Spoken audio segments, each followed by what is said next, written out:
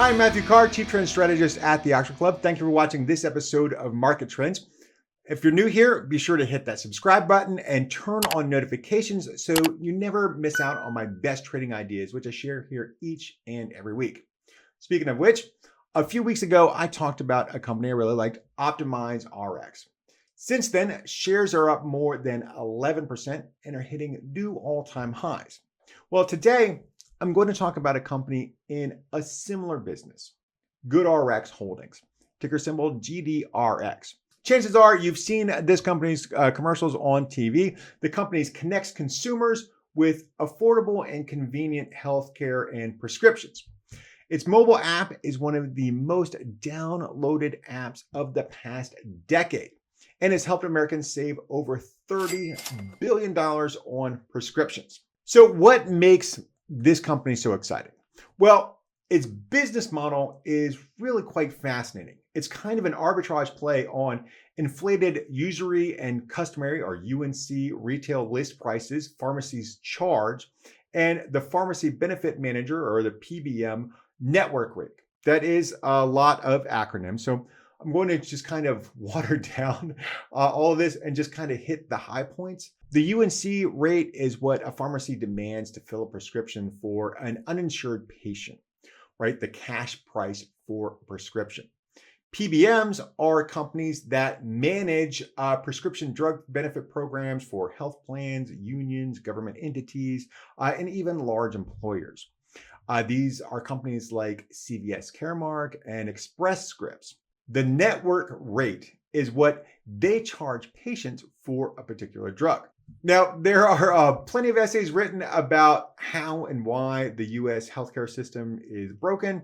And if you're uninsured, you're really stuck between a rock and a hard place, especially when it comes to prescriptions. Well, GoodRx takes advantage of this broken system. That's what I like about it. The reason that UNC cash prices vary so widely between pharmacies, particularly for generics, is because PBMs will not reimburse a pharmacy above its UNC list price.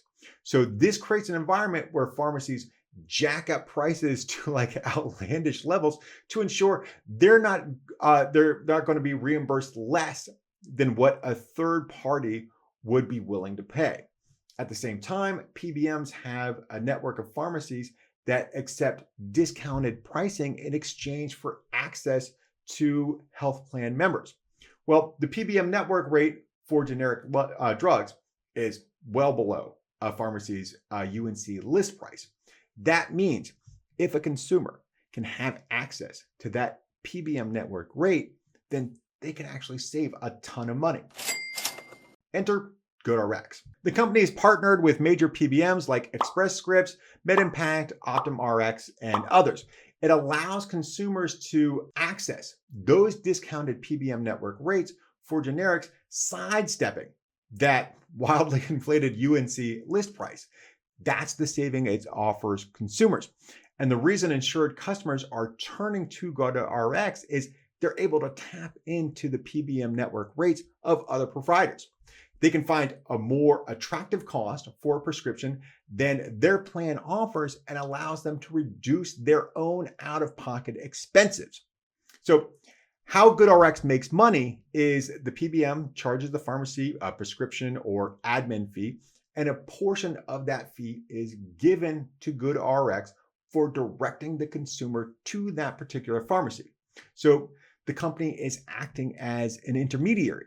And then GoodRx offers consumers the ability to access even more savings with a monthly or annual subscription plan. And I'm a huge fan of the subscription economy. And for GoodRx, it's a business model that has all these multiple layers. But here's the deal. As long as UNC list prices are high and PBM network rates are low, more and more people will turn to GoodRx. In the second quarter, revenue grew 43% to a record. More importantly, this was an acceleration over the 31% revenue growth GoodRx had enjoyed the previous 12 months. That's what's so exciting about this company and this opportunity, because prescription transaction revenue provides a solid footing for GoodRx. But then There's these other prongs, subscriptions, telehealth, and even pharma manufacturing ads that help fuel its growth even higher. All of this translates into a lot of potential upside for GoodRx.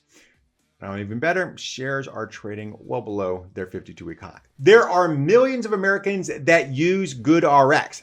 That will continue to increase. It has this fantastic business model for prescriptions and then these new revenue streams coming online.